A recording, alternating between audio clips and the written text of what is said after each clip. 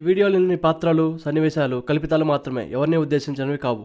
అత్తాకోడలు ఇద్దరు తిట్టుకుంటూ ఉంటారు. తండ్రి కొడుకులు మాత్రం చూస్తూ ఏమీ పట్టినట్టు కూర్చొని ఉండగా పక్కంటి సరోజా వచ్చి, అయ్యో అయ్యో అత్తా కోడళ్ళు ఎందుకు గొడవ పడుతున్నారు? మీరేంటి ఏదో మంచి సినిమా చూస్తున్నట్లు కూర్చొని ఉన్నారు?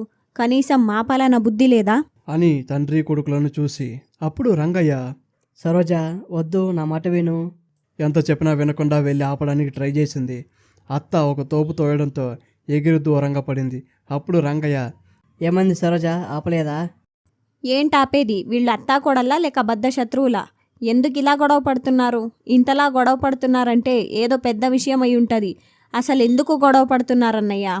చికెన్ ముక్క కోసం. ఏంది? చికెన్ ముక్క కోసమా? ఏం మాట్లాడుతున్నావన్నయ్య? ఒక చికెన్ ముక్క కోసం వీధి కుక్కలు కొట్టుకోవడం చూశాను, కానీ అత్తా కోడలు దెబ్బలాడుకోవడం ఫస్ట్ టైం చూస్తున్నాను. ఇంతకీ ఆ చికెన్ ముక్క స్టోరీ ఏంటో పూర్తిగా చెప్పన్నయ్యా, లేకపోతే టెన్షన్ భరించలేను. పొద్దున్నే కోడలు మటన్ కావాలి అంది. నేను సరే తెస్తాను అన్నాను. నా పిల్ల మటన్ వద్దు, కాస్ట్లీ చికెన్ తీసుకురా అంది. ఎలాగోలా అత్త కోడలు చికెన్ ఫిక్స్ అయ్యారు. తెచ్చి ఇచ్చాక బిర్యానీ వండారు. అందులో చివరిగా ఒక లెగ్ పీస్ మిగిలింది. దాన్ని ఎవరు తినాలనేదే ఈ గొడవ అంతా. అడిగింది నేనే కాబట్టి నాకు కావాలని నా పిల్లం. కాదు, నేను చెప్పాకే తెచ్చింది కాబట్టి నాకు అని కోడలు. ఇద్దరు ఇలా గొడవ పడుతూ ఉన్నారు. నువ్వు ఒక మాట చెప్తే అయిపోయేది కదా. నా మాట ఎప్పుడైనా విడిందా? అందుకే ఇద్దరు వెళ్ళింది అయ్యింది. మీకు జరిగిన సన్మానం నాకు అయ్యింది, అందుకే చూస్తూ ఉన్నాం.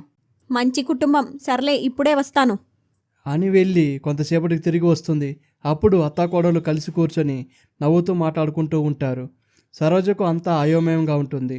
అత్తాకోడలను అడుగుదామా అంటే ఎక్కడ మళ్ళీ కొడతారని భయపడి వెళ్ళి రంగయ్యతో ఇలా అంది, అన్నయ్య, నేను వెళ్ళి వచ్చేలోపు ఏమైంది? అంతలా దెబ్బలాడుకున్న వాళ్ళు కలిసి మాట్లాడుతున్నారు. ఈ మధ్యలో ఏం జరిగిందో చెప్పు, లేకపోతే ఈ కన్ఫ్యూజన్కి తల పగిలిపోయేలా ఉంది. నువ్వే చెప్పావు కదా చికెన్ ముక్క కోసం వీధి కుక్కలే కొట్టుకుంటాయని. అప్పుడు నాకు మంచి ఆలోచన వచ్చింది. వెళ్ళి ఇద్దరి దగ్గర చికెన్ ముక్క కోసం గొడవ పడేది వీధి కుక్కలే.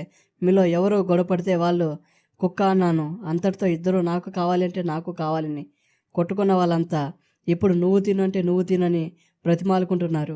నీ వల్ల కాపురాలు కూలుతాయని ఇన్ని రోజులు అనుకునేవాడిని. ఈరోజు మాత్రం నీ వల్ల ఒక గొడవ ఆగింది. ఊరుకో అన్నయ్య, నీకు తెలుసు కదా నాకు పొగడతలు నచ్చవు. ఏదో నాకు తోచింది చెప్పిన అంతే. నీకు అలా అర్థమైందా?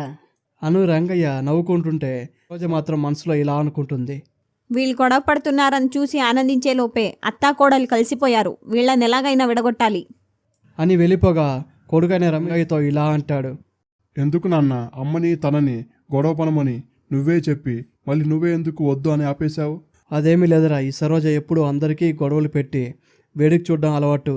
ఇలాంటి వాళ్ళకి బుద్ధి చెప్పాలంటే ఇలా చేయాల్సిందే.